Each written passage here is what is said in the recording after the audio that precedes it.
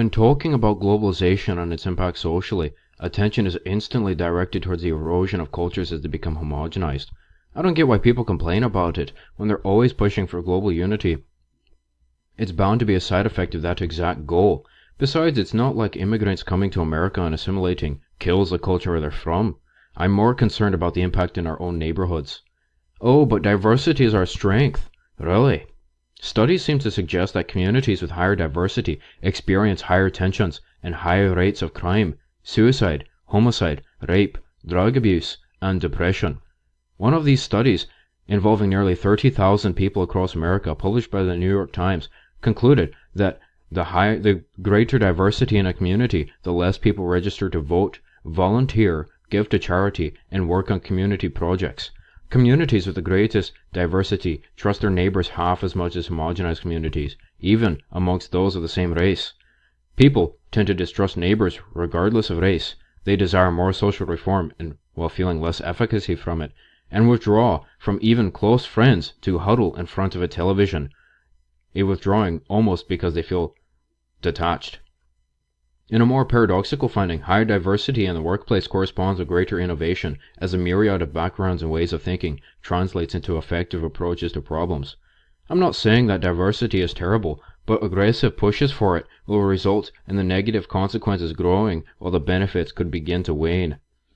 Not hard to imagine, considering a couple of studies in an article published by Psychology Today find that the more one interacts with the community, the happier they are. With greater diversity comes less community engagement and hence less happiness. It's not called a melting pot for no reason. If you toss in too many ingredients before everything settles, it'll boil over. And here's the argument I hear every time we approach the subject of outsourcing jobs. An InfoWars article written by Ryan McMacken states that patriots employ protectionism programs to shield American workers from competition based on the notion that trade with outsiders hurt the local economy. Yet they seem to forget that when applied more domestically. California shouldn't buy from Mexico because it hurts Californian workers, but apparently it's perfectly fine to be buying the same goods from distant economies like Illinois or New York. While it may seem hypocritical, I still believe it. These regulations are prevent dependence on foreign economies and avoid political entanglements that could utilize this dependence to accomplish their own agenda. Just look at South America. The United States strong-armed them into the free trade world because they were too dependent on us. Though the same crowd may approve these regulations, I don't all the time, since laws aren't scripted to apply only to the evil corporations and big companies. They can only target certain behaviors, which wind up hurting small entrepreneurs and small businesses, oftentimes leaving them worse off when they don't have an army of lawyers and lobbyists to dig them out. Not to mention, punishments for violating the net of trade restrictions could earn you a disproportionate retribution, like when the Gibson Guitar Corporation was swatted for overlooking an absurd law about the importation of wood.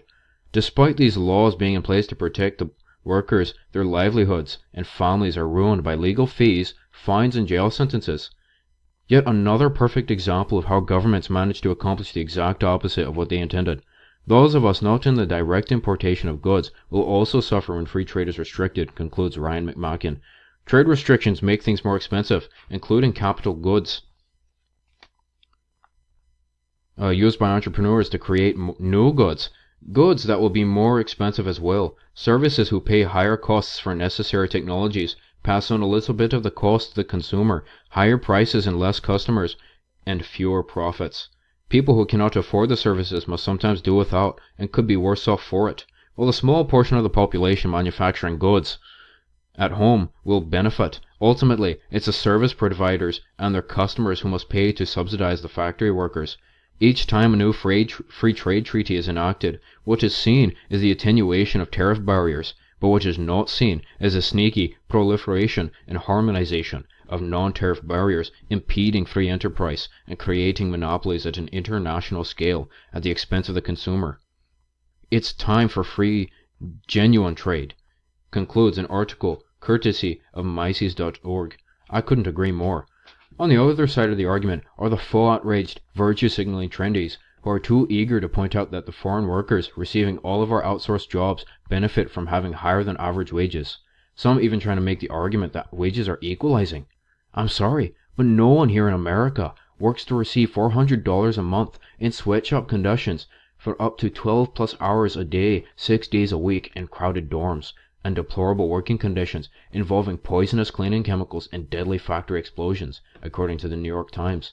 Daily Mail UK expounds upon the severity of factory working conditions with an article detailing the stipulations of working contracts for employees at Foxconn, the manufacturing giant behind making Apple's device production possible. Daily Mail reporter published an article illustrating working conditions by reporting that factories have had to install suicide nets to catch jumpers. Workers must also sign a pledge to not commit suicide in their working contracts, and if they did, they'd have to promise their families would only seek the legal minimum in damages. Also in the article, a list of working conditions claims compiled from an investigation of 500,000 workers by the Center for Research of Multinational Companies and students and scholars against corporate misbehavior. These claims are right here. Look at this. These are not workers. These are slaves. These workers get to see family perhaps once a year, some even crying when they get home from in the dormitory after a long day, dorms with up to 24 people.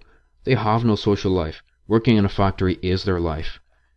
I've even heard that the $400 a month that they get goes towards paying for lodging and food at these factories, leaving them with only $100 remittance to send to their families. According to another New York Times article, Apple knew about these conditions for 4 years and did nothing before being spotlighted in 2012. Even if Apple is forced to undergo a dramatic change in its partnered manufacturers' factories, it wouldn't be to help the workers in any way. No, if anything, the adjustment would be to, quote, stay competitive. The Verge reports that Foxconn hopes to automate 30% of all factory work by 2020, following a 3-step plan. The final step includes converting entire factories into minimal worker, maximum robotics plants to minimize production costs. The conversion would be expensive and time-consuming initially, aye, but it would be far cheaper in the long run than human labor. Machines don't demand wages, sick days, they don't get hurt, they don't commit suicide, don't require sleep, and don't harass co-workers either. While China's government is encouraging human employment with bonuses, energy contracts, and public infrastructure, some of Foxconn's factories are already in stage 2 of 3. By March of 2016, Foxconn stated that it had automated away 60,000 jobs at one of its factories.